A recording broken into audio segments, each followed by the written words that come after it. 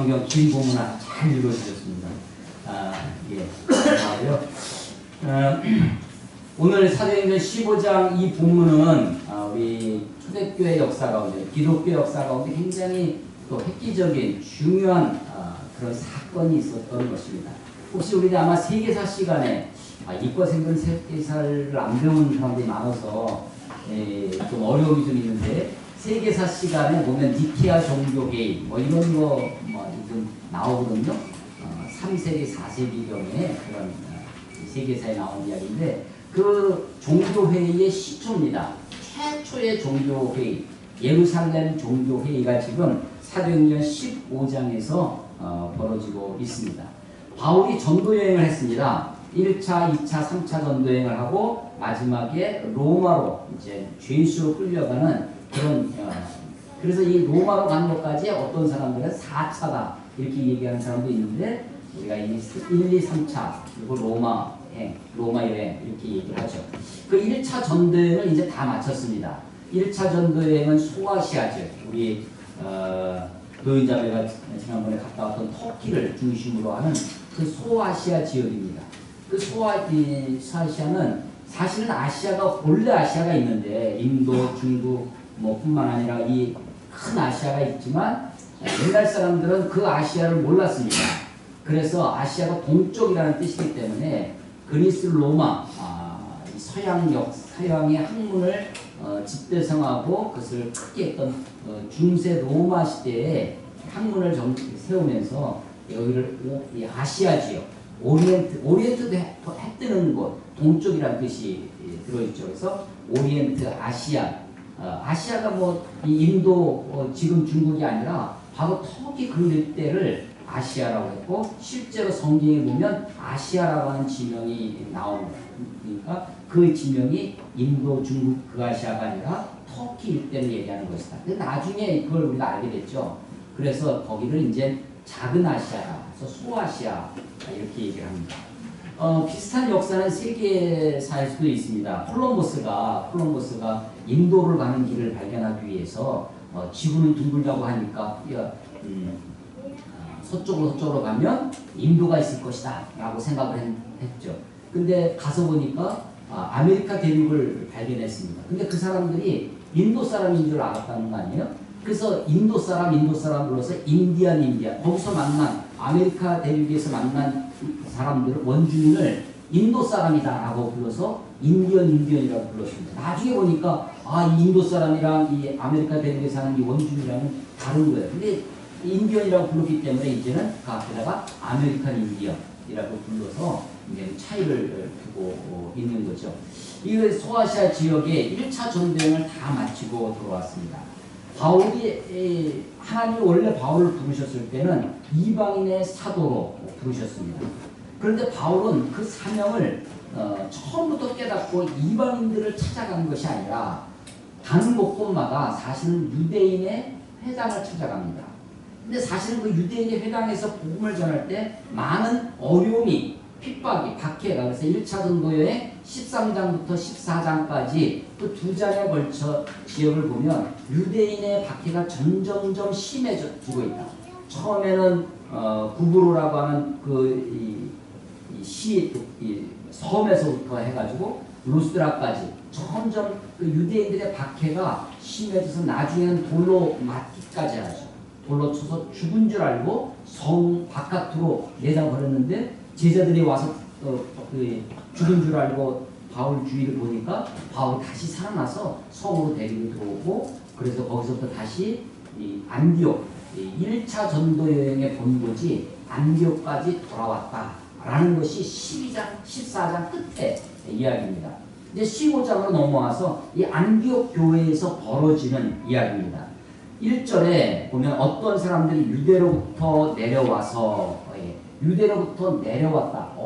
어디로 내려왔다는 거냐면 안디옥으로 내려왔다는 것입니다. 성경에 안디옥도 두 곳이 있는데, 여기는 이스라엘의 조금 위에 있는 시리아죠. 지금도 시리아라고 있죠. 성경의 구약시대에 보면 아시리아라고 나오는 그 지역입니다.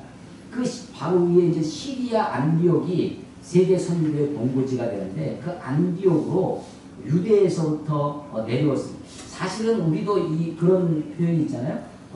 부산에서 서울 오면 꼭 서울로 올라갔다고 그러고 부산으로 내려갔다고 하는데 뭐 서울이 뭐 높은 데 있는 것도 아닌데 임금님이 사시니까 사는 곳을 높은 곳이라 생각을 하는 거죠. 수도를 그런 식으로 표현하는 것입니다.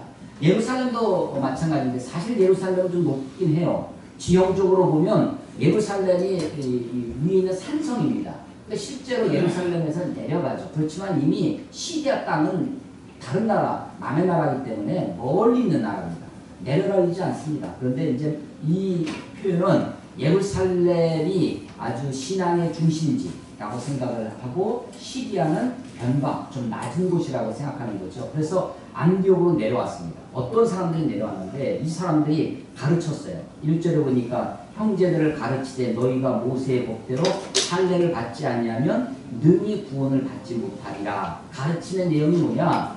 너희가 이제 그 안디옥 교회에 있는 사람들은 대부분은 이방인들이었습니다. 이방인 크리스찬입니다. 이방인이었는데 그러니까 유대인이 아닌 사람들, 이스라엘 사람이 아닌 사람들은 다 이방인이죠. 우리 중국 사람들이 그래서 중국과 다 옆에는 다 오랑캐. 옛날 사람들은 다 그렇게 생각했거든요. 그래서 북쪽이 오랑캐, 남쪽 오랑캐, 서쪽 오랑캐, 동쪽 오랑캐. 다 오랑캐였죠. 우리도 동쪽 오랑캐, 한국 사람들은 동쪽 오랑캐입니다. 그래서 뭐라고 그래요? 동이족 하죠. 북쪽에 있는 오랑캐 북쪽, 남쪽에 있는 오랑캐 남만, 서쪽에 있는 오랑캐 서용. 그래서 우리는 동이. 그렇게 이스라엘 사람들도 이스라엘만 하나님의 백성, 선민이고 나머지는 다 이방인이었습니다. 그러니까 이방인 중에서 예수를 믿은 이방인 크리스찬들이 중심이 되는 게 안디옥 교회예요. 자, 유대에서부터 예루살렘에서부터 안디옥으로 왔습니다. 내려왔다라고 되어 있죠. 와서 이 사람들이 하는 게 뭐냐면 가르치는 겁니다. 뭐라고 가르쳤다고요? 너희가 무엇을 받아야? 할례를 받아야만 모세의 법대로 모세가 우리가 가르쳐준 대로 할례를 받아야만 너희 구원이 온전해진다. 너희가 구원을 받을 수 있다라고 가르치는 것입니다. 할례는 누가 받는 거냐?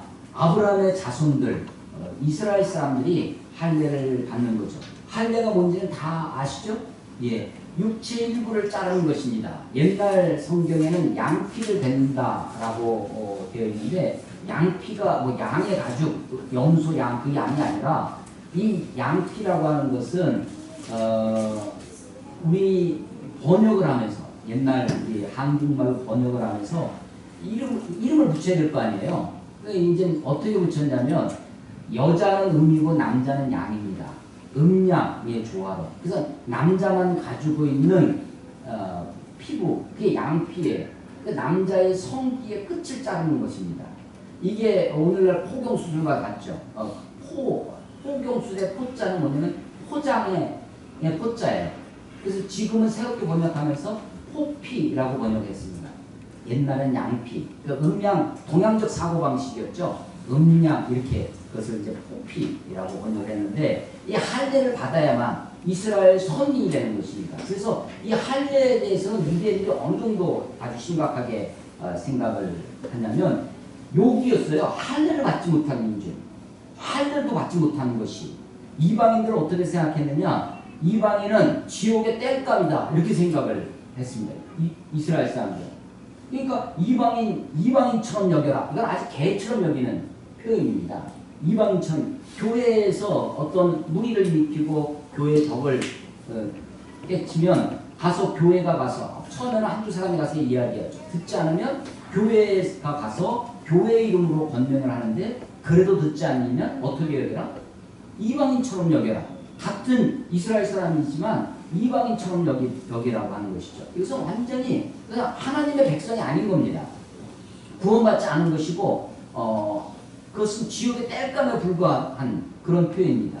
그런데 할례를 받지 아니하는 그 이방인들 가운데 할례를 받지 않았는데 유대인들이 와가지고 유대 땅에서 유대인 크리스찬이 온 거예요. 유대인 크리스찬이 와서 안디옥 교회 성도들에게 너희의 구원이 온전해지려면 너 예수님 믿는다고 하는데 그 예수님 믿는 것으로 다 족한 것이 아니다. 예수님을 믿는 것이 필요하지만 충분하진 않다. 우리 이과생들은 필요 충분 조건이 있잖아요. 예수를 믿는 건 필요해요. 그런데 충분하진 않아. 그러니까 예수님을 믿는 것뿐만 아니라 더 하는 게 있어야 돼요. 그게 뭐라는 거예요? 모세의 율법대로, 모세의 법대로 할례를 받아야만 충분해진다. 너희의 구원이 충분해진다. 가르치는 것입니다. 이 사람들이 와서 가르치는 거예요. 우리도 이제 단기 선교에서 뭐 다른 나라 아프리카도 가고 뭐 중앙아시아도 가고 인도네시아 뭐 이런 곳으로 가고 뭐 방글라데시 뭐 태국 이런 곳으로 단기 선교를 가는데 가다 보면요 어떤 생각들이 있냐면 저도 이제 그렇게 많이 해마다 학생들과 같이 제가 이제 옛날에는 제가 학생들을 데리고 간다라는 생각이 많은데 계속 가다 보니까요 점점 나이를 내가 학생들을 따라가는 것 같습니다. 요즘은 하여간 이렇게 따라가는데 가면서도 제 마음속에 어떤 마음이 있냐면 거기도 다 교회도 있고 믿는 사람들도 있고 그런 무리들이 있는데 내가 뭔가 좀 한 수 가르치려고 하는 마음이 좀 있어요. 우리가 한국 사람, 한국 교회가 뭔가 좀 잘 되고 한국 교회가 부흥되어 있고 한국 교회에게 선교도 하고 한국 교회가 그러니까 가서 가르치려고 하는 그런 성향들이 그런 기질들이 그런 버릇들이 나옵니다. 그래서 지금 유대에서 어떤 사람들이 내려왔는데 이 어떤 사람 이름이 안 써 있어요. 그래서 제가 요 며칠 왜 이름이 안 써 있을까 몰라서 안 썼을까 이걸 많이 생각을 해봤다는 거 아닙니까? 자 이름도 뭐 안 적혀 있는 어떤 사람이 유대 땅에서 왔는데 형제들을 교회를 가르치는 겁니다. 뭐라고요? 너희가 할례를 받지 아니하면 구원을 받을 수 없다. 구원을 받지 못한다. 라고 가르치는 거예요. 그랬더니 이 가르침 앞에 바울과 바나바가 2절에 바울 및 바나바와 그들 사이에 그들이 누구냐면 그 유대 땅에서 내려와서 지금 소위 지적질하는 가르치려고 하는 교사 노릇하는 선생 노릇하는 그 유대인들과 논쟁이 붙은 겁니다. 논쟁이 붙었어요. 그들 사이에 적지 아니한 다툼과 변론, 적지 아니한 아주 날카로운 논쟁 이런 뜻입니다. 아주 샤프한 아주 날카로운 대립되는 그런 논쟁으로 바울과 바나바가 아니다 그런 거 필요 없다. 할례 받지 않냐도 오직 예수 그리스도의 보혈의 피만 그것을 믿음으로 우리가 구원을 받는 것이지 육신의 할례 이 할례라고 하는 것이 할례 그 행위뿐만 아니라 모세가 가르쳐주는 율법을 이 할례가 대표하는 거거든요. 그래서 그 모세의 율법을 지켜야 된다는 것입니다. 그것에 대해서 아주 다툼이 일었어요. 여기서 결론이 나지 않았습니다. 결론이 나지 않았다는 얘기는 바울과 바나바가 지금 바울이 아니다라고 이야기를 하는데도 그 유대에서 온 사람들이 한테 그 말빨이 먹혔다는 거 안 먹혔다는 거예요? 안 먹혔다는 거죠. 만약에 지금 바울 선생님께서 우리 교회에 오셔가지고 바울이 한마디 하면 어떻게 되겠어요?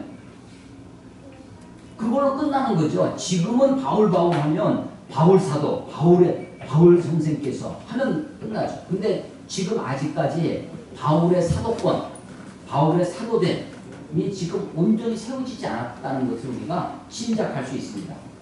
바울과 바나바와 그들 사이에 논쟁이 일어났습니다. 이것이 해결되지 않았어요. 그러니까 해결책으로 어떻게 하느냐면 바울과 바나바 그리고 몇 사람을 더 붙여서 예루살렘으로 보내는 것이 파송을 했습니다. 그래서 2절 보시면요. 다툼과 변론이 일어난지라 형제들이 이 문제에 대하여 바울과 바나바 및 그 중에 몇 사람을 예루살렘에 있는 사도와 장로들에게 보내기로 작정하며 지금 예루살렘 교회에 안디옥 교회가 파송을 하는 것 질문단을 해서 구성을 해가지고 대표로 보냈습니다. 3절 그들이 교회의 전송 안디옥 교회의 전송을 받은 거예요.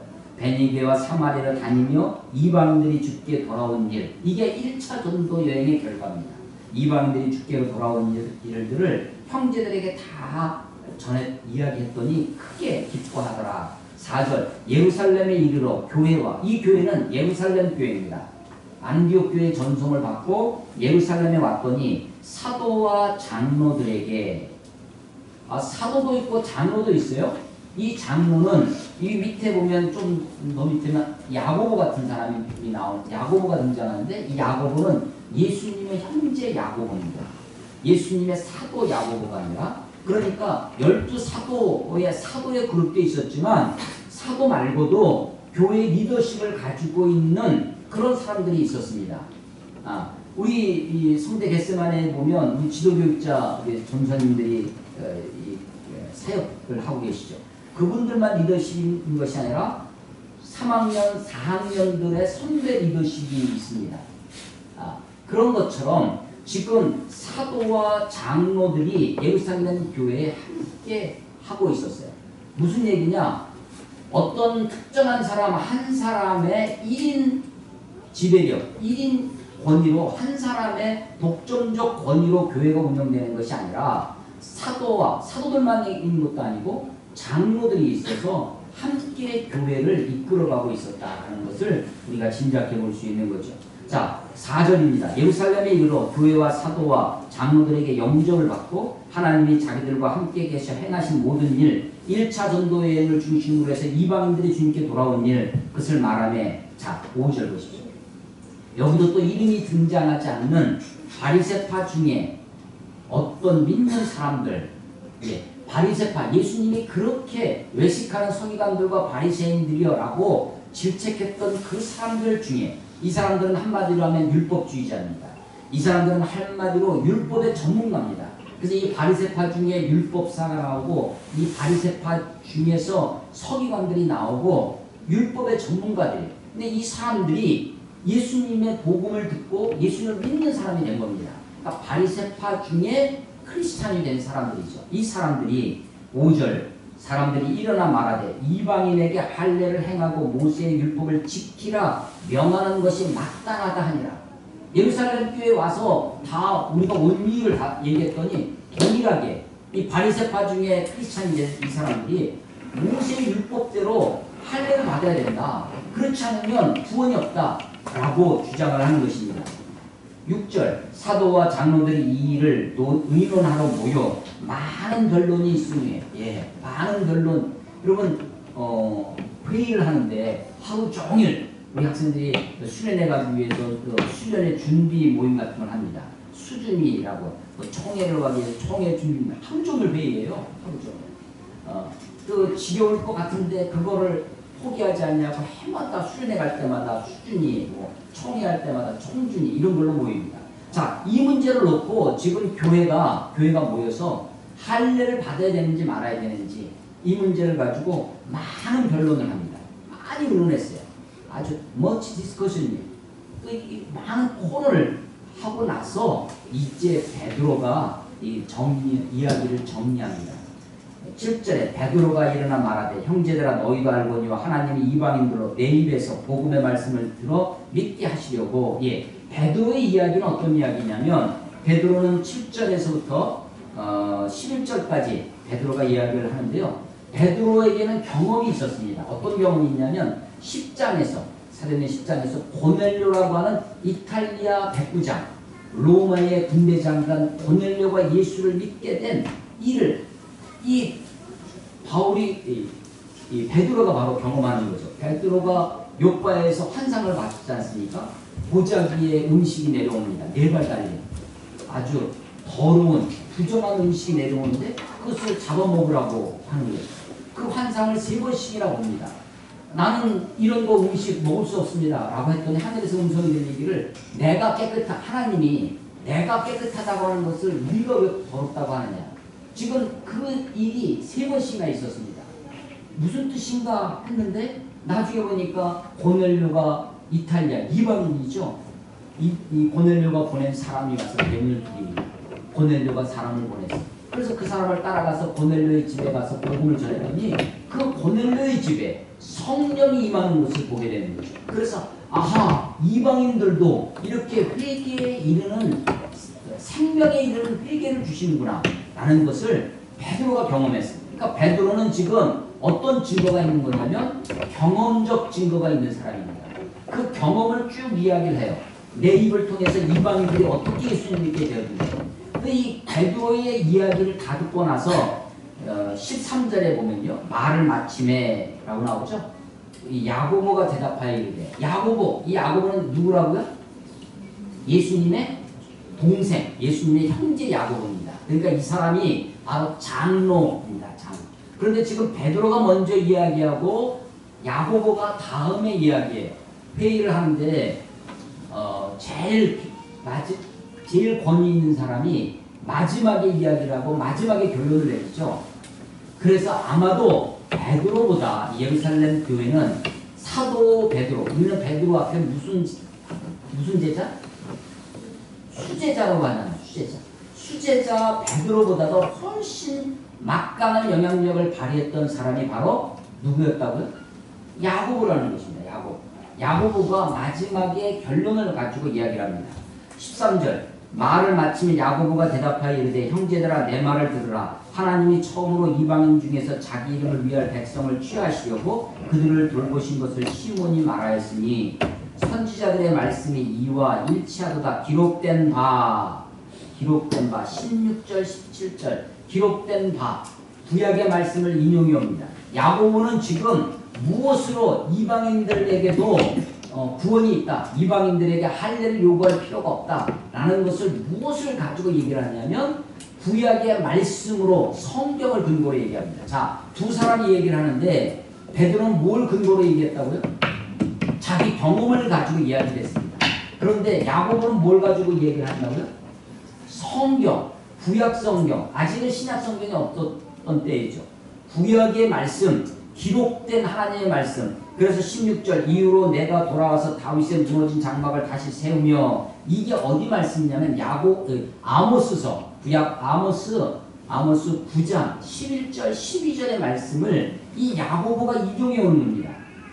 그래서 지금 논증을 하는데 논증의 결론이 두 가지로 나눕니다. 하나는 베드로의 경험에 근거해서 경험의 바탕을 두고 논증의 결론을 이끌어갑니다. 또 하나는 이 아모스서의 구약의 말씀을 근거로 야고보가 그 결론을 이끌어가는 것이죠. 그 결론은 어떻게 맺어졌느냐? 19절 보시면 그러므로 내 의견에는 야고보의 의견입니다. 내 의견에는 베드로의 경험도 들었고 이제 구약의 말씀도 보니까 내 의견에는 이방인 중에서 하나님께로 돌아온 자들을 괴롭게 하지 말라는 것입니다. 이것은 베드로도 독이라는 말을 합니다. 10절 그런데 지금 너희가 어찌하여 하나님을 시험하여 우리 조상과 우리도 능히 매지 못하던 멍에를 제자들의 목에 두려 하느냐.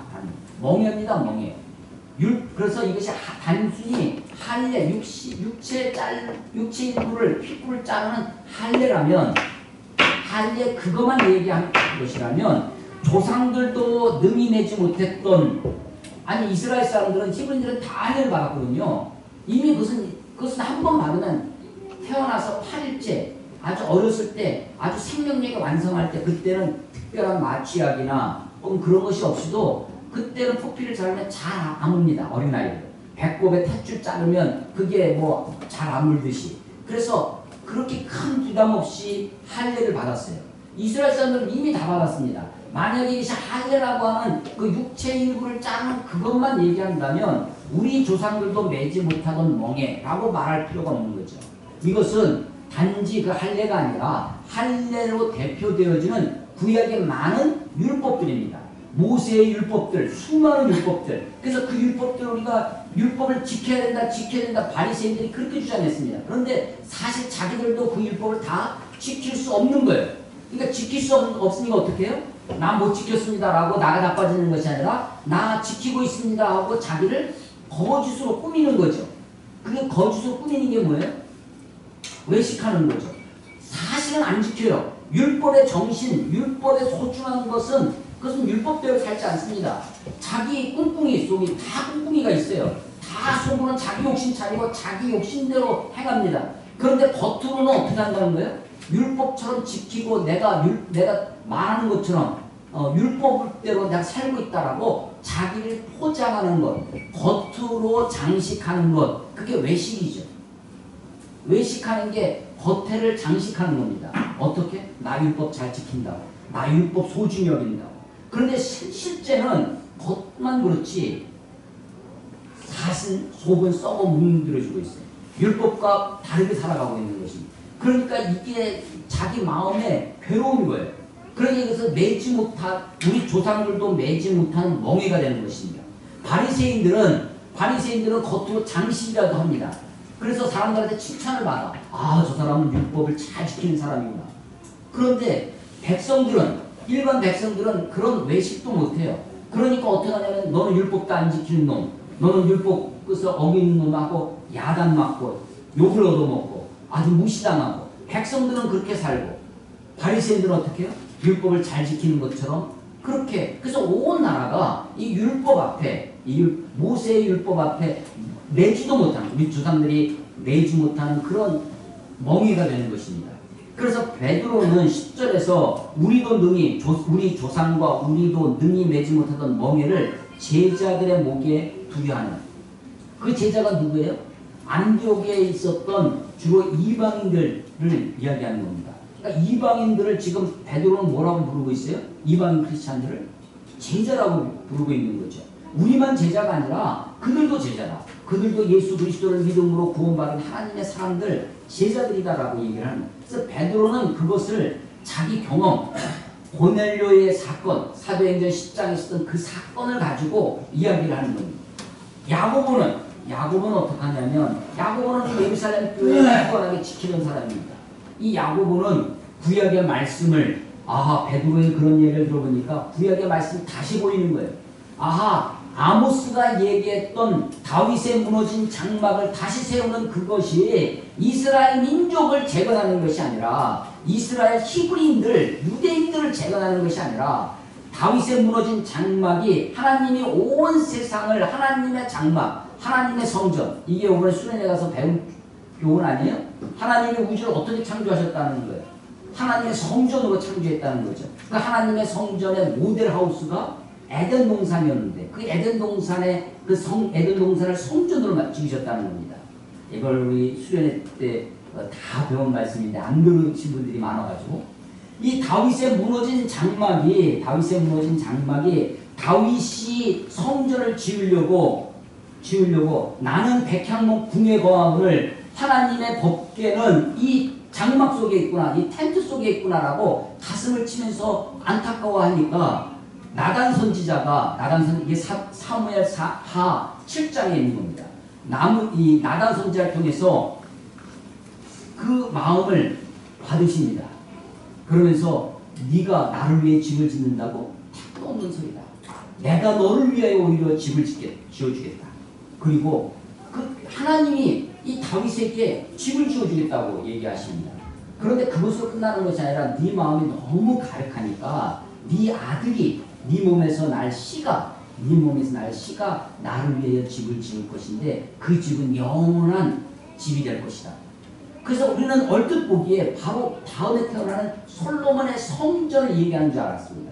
그런데 그것을 좀 더 뒤에 보니까, 솔로몬의 성전도 무너집니다. 그 성전은 영원한 성전이 아니에요.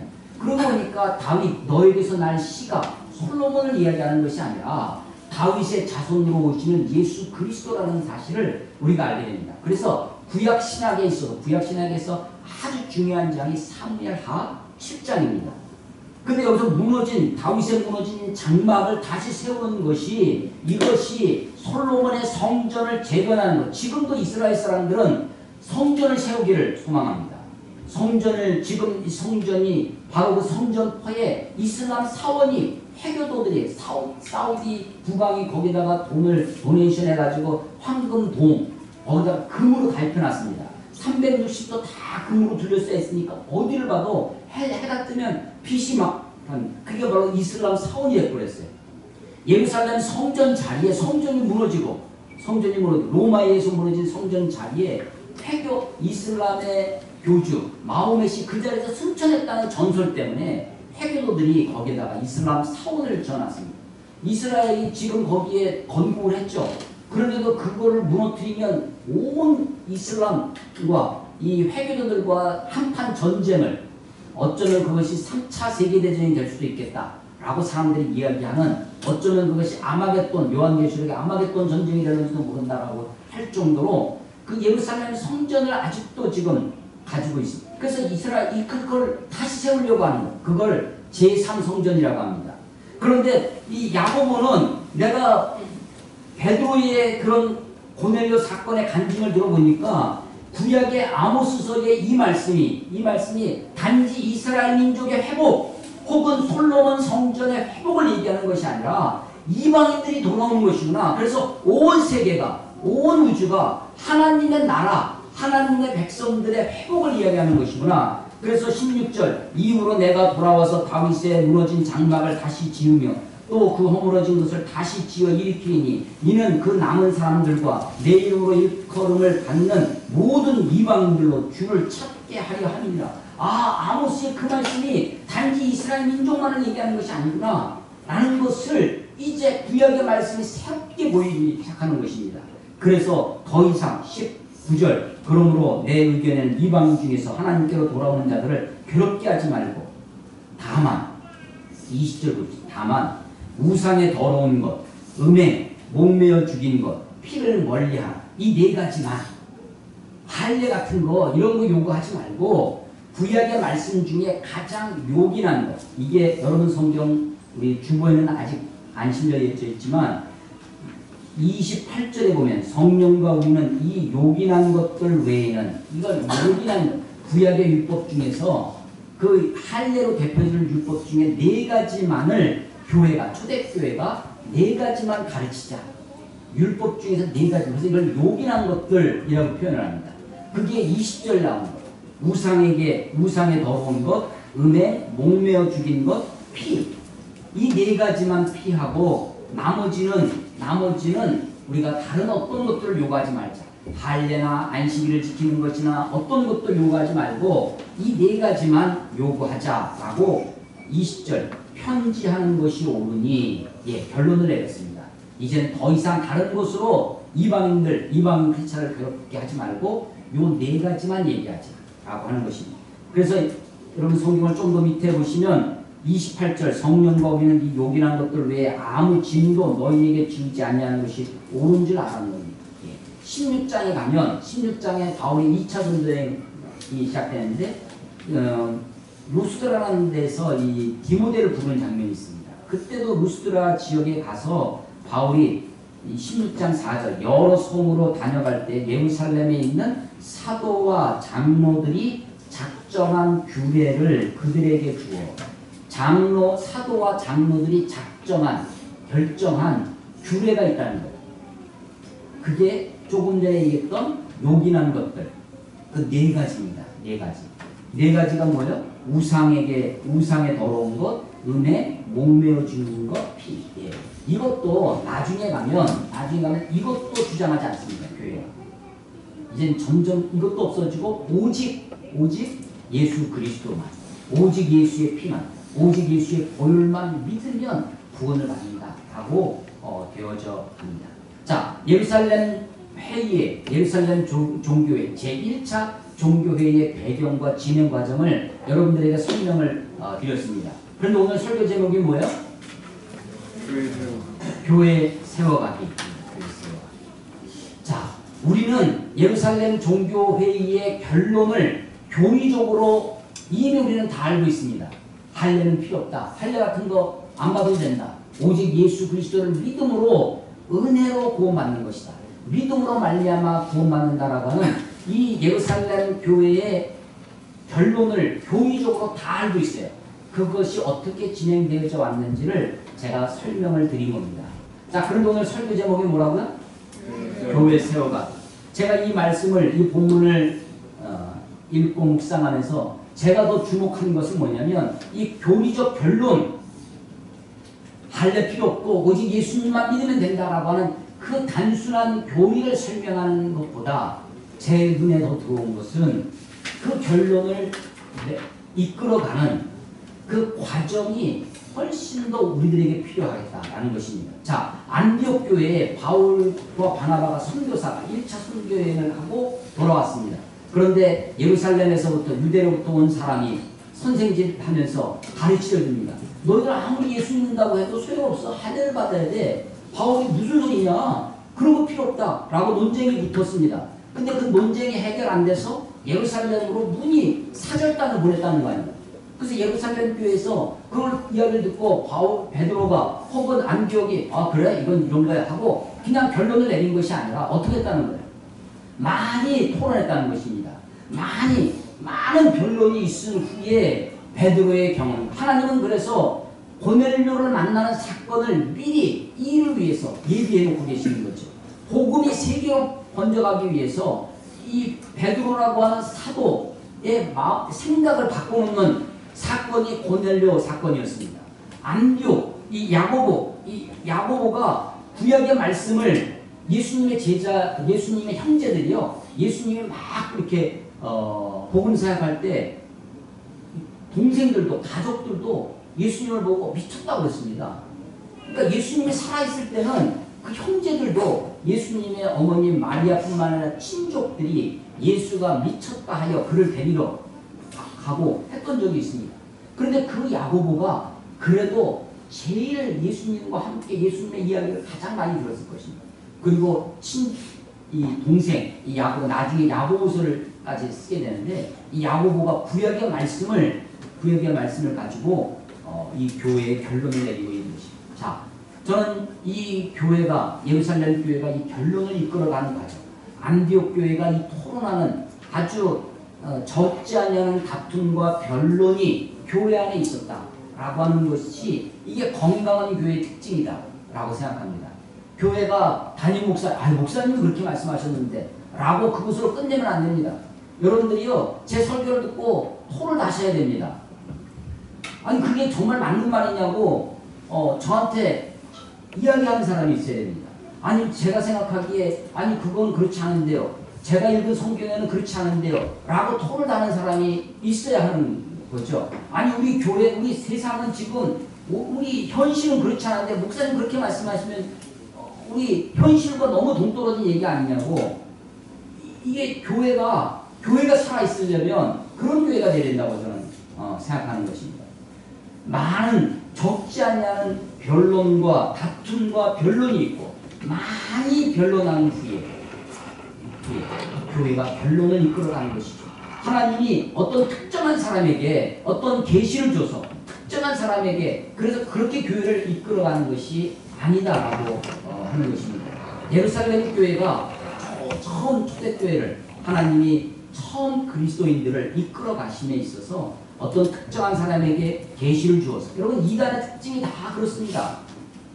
어떤 사람에게 하나님이 특별한 걸 줬다는 거예요. 그래서 그 사람을 교주처럼 그렇게 신봉하고 따릅니다. 여러분 그게 다 병드는 시작입니다. 아무리 훌륭한 목사, 아무리 훌륭한 신학자, 아무리 교수라 할지라도 여러분 우리가 가지고 있는 의문, 우리가 가지고 있는 것들을 이야기하고 토론할 수 있어야 된다고 생각합니다. 목사가 교회에서 설교하는 이 설교의 메시지가 하나님의 말씀이다 라고 가르치죠, 한국교회는. 근데 저는 그렇게 얘기하지 않는다는 거죠. 이 설교는 하나님의 말씀을 포함한다.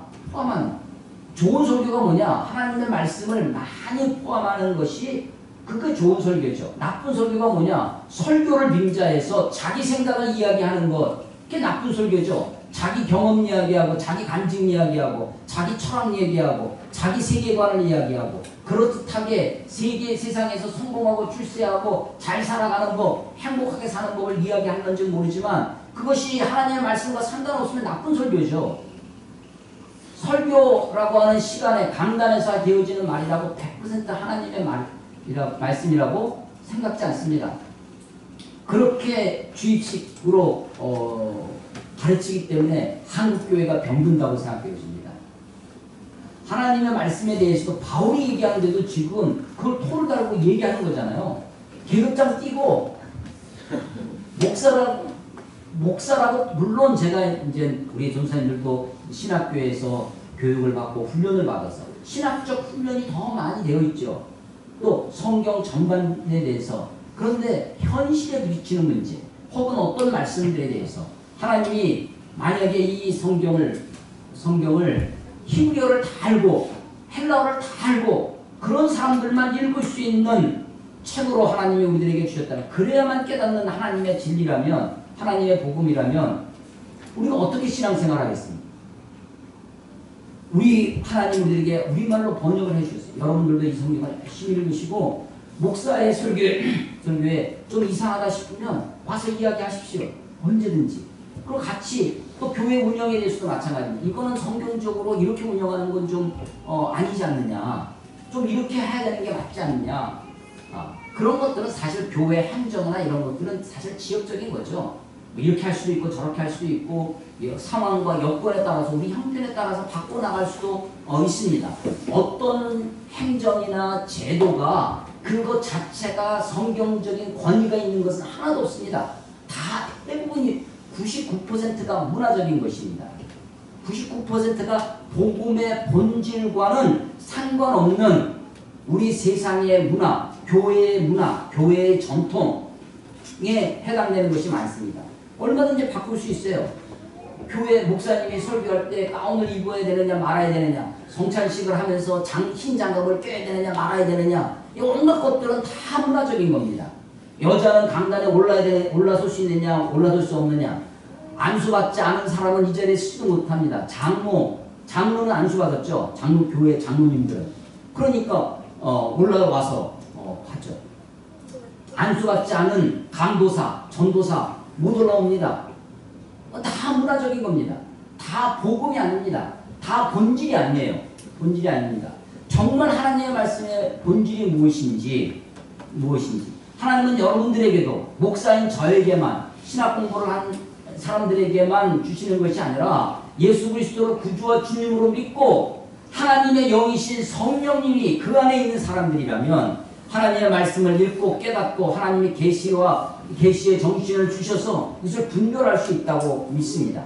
그래서 같이 이야기하고 토론하고 어쩔 때는 그 토론이 좀 결론이 안 나서 핏대 올려가면서 막 얘기할 수도 있겠죠. 그런데 여러분 포기하지 말고 무엇이 진리인지 무엇이 본질인지 그걸 붙들고 싸워가는 것이, 그것이 교회를 교회답게 하는 것입니다. 이제 교회가 운민화됐습니다. 그래서 강단에서 이야기하면 다 하나님의 뜻이라고 생각합니다. 무슨 헛소리를 해도 그냥 아멘입니다. 우리 교회는 아멘 훈련을 아예 시키지 않고 있잖아요. 어디 가면 그냥 정말 쓸데없는 소리에도 아멘을 합니다. 헛소리 하는데도 아멘. 정말 하나님의 말씀에 아멘 해야죠. 마음속에 저거 아멘, 진실로 이런 겁니다. 진리라는 겁니다. 하나님의 말씀에 아멘 해야 되죠. 여러분들이 이런 것이 교회를 세워가는 일이라고 생각합니다. 저는 이 예루살렘 교회 종교의 결론이라 해야 교리적 결론, 할례 필요 없고 율법이 아니라 오직 예수 그리스도의 복음으로 그 교리에 동의할 뿐만 아니라 그 예루살렘 교회의 이런 결론이 이끌어 나오는 과정이 훨씬 더 중요하다. 그게 교회를 세워가는 과정이다 라고 생각합니다. 교회를 세워가는 것이 빌딩을 짓고 건물을 세우는 것이, 그게 교회를 세우는 것이 아닙니다.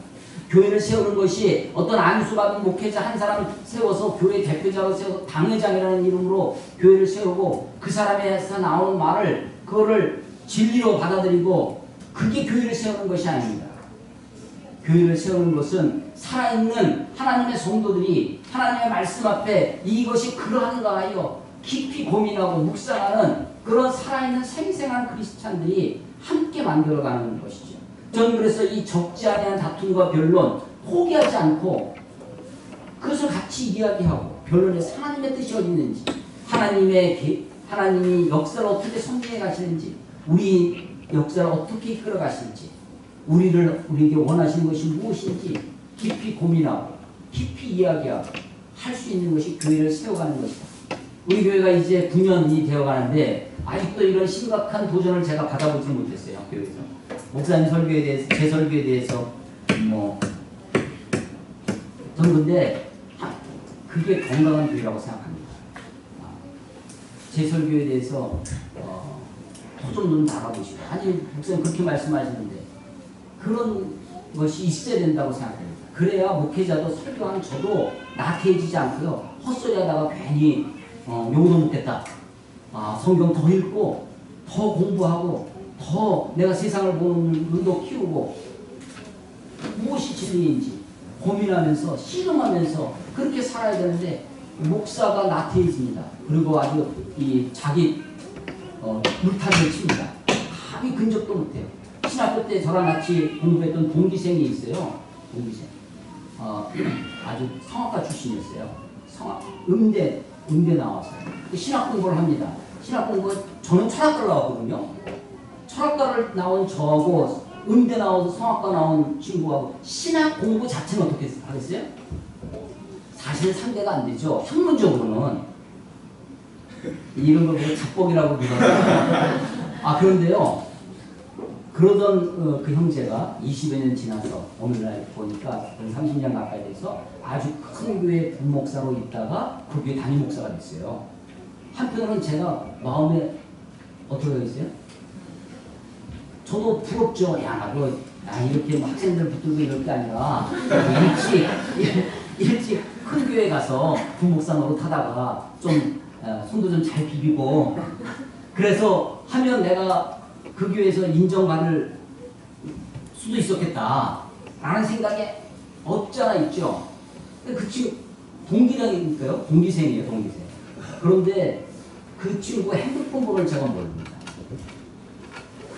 그 교회 부목사들이 있어요. 한참 후배들이 야 너 담임 목사 핸드폰 말 부목사들이 몰라. 우리 교회 담임 목사님 핸드폰 번호를 자기도 모르게. 야 그럼 뭔 소리냐. 비서 목사만 안 돼. 아니 목사가 목사의 비서를 하고 있어. 저 그것도 좀 목사가 열심히 가르치고 학생들 뭐 중고등부 학생들 청년들 붙들고 어민 영혼 붙들고 뭐 구역 교구 맡아서 신방 다니고 하는 거면 혹시 모르겠어요. 행정 목사까지도 교회 전체가 커지면 뭐 전체를 이 신학 성경적으로 목회하기 위해서 행정도 좀 필요하겠죠. 근데 목사까지 돼가지고 비서를 하고 있어. 근데 비서가 이제 뭐 물론 이제 설교 자료도 준비해주고 뭐 그런 뭐 학문적으로 이게 서포트하는 사람도 혹시 큰 교회 되면 있을런지 필요하겠죠. 워낙 바쁘니까 설교도 자기가 준비 못하니까 뭐 그럴 수도 있겠는데 이 비서가 하는 일이 뭐냐면 그 목사를 담임 목사를 울타리를 치고 그 모든 것을 그야말로 그래서 그 사람만 핸드폰 번호를 안다는 거예요. 그 비서 목사는 다른 부목사는 알지도 못하고 이야기가 자꾸만 번져가는데 열받으면 안 되는데 여러분 목사가 그렇게 성도들과 만나지도 못하고 이야기도 못하고 서로 같은 것을 하지도 못하면서 그게 목회가 될까? 난 저렇게 목회하진 않아요. 여러분 제 설교에 대해서 좀 하면 서로 토론하고 할 수 있는 분이 그렇게 교회를 세워가는 것이다 라고 생각합니다. 우리 교회는 집사회의도 1년에 한 번 겨우 하거든요.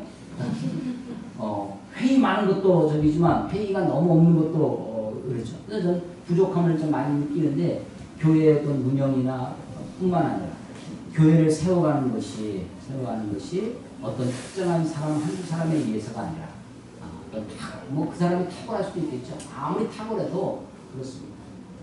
한두 사람에 의해서 이끌어져 가는 것이 아니라 정말로 건강한 교회를 세우기 위해 하나님을 사랑하고 교회를 사랑하는 사람들이 무엇이 하나님의 뜻인가 깊이 고민하며 붙들고 씨름하는 가운데 하나님의 교회가 아름답게 세워지리라 믿습니다.